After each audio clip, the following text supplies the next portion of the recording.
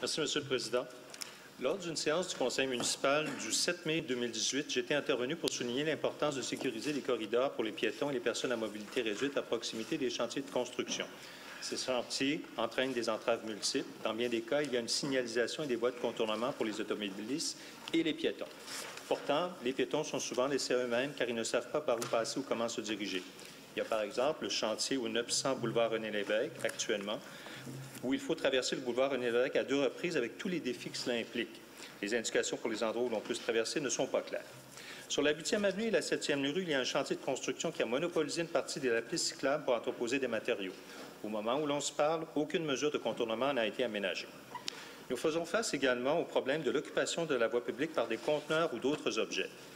À la suite d'un appel de mon cabinet, on nous signale la présence d'un conteneur au pied de la pente douce dans la voie cyclable pour un projet résidentiel plus bas. Ce conteneur a été présent pendant plusieurs mois. Après vérification, il semble qu'à l'arrondissement de la Cité-Limoilou, il y aurait une pratique où l'on donne une désautorisation d'occupation de la voie publique. Par contre, cette information ne semble pas être transmise entre services. Il y a aussi l'exemple d'un conteneur sur le trottoir de la rue Horatio Nelson, près d'un bâtiment abandonné. Après discussion avec le conseiller municipal, il y a eu une intervention pour faire enlever le conteneur.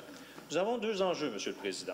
La sécurité des piétons autour des chantiers et l'occupation de la voie publique avec des conteneurs ou du matériel de construction. En avril 2019, j'ai demandé où en était-on par rapport à ce règlement. On me dit que ça va venir avant la fin de l'été. À la fin du printemps. Fin du printemps, on me dit « Ah non, ça va être à l'automne. Il paraît que nos services juridiques sont débordés. » Bon, alors nous attendons le règlement concernant justement cet usage des chantiers et cette notion de la voie publique. Par contre, il nous faudra avoir un logiciel pour faciliter l'analyse des dossiers, environ 10 000 par année.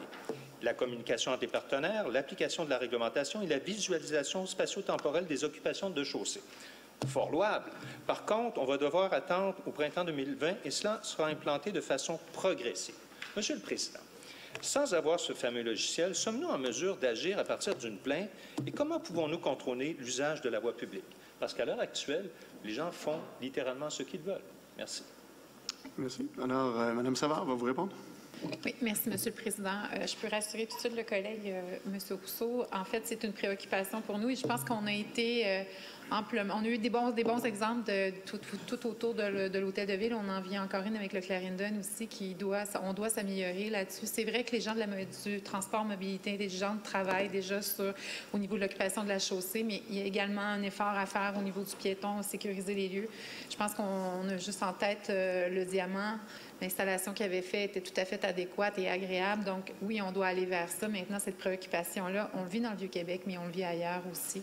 Et je peux vous assurer que c'est une préoccupation pour nous également. Donc, oui, c'est vrai qu'il y a quelque chose qui se travaille au niveau de l'occupation du territoire, pas du territoire, pardon, mais de la chaussée. Mais on doit faire un travail aussi plus large que ça. Et je suis d'accord avec vous qu'on doit essayer de trouver des façons et imposer des choses à nos promoteurs pour justement les conscientiser de la problématique piéton. Alors, on aura sûrement l'occasion de s'en reparler prochainement. Merci.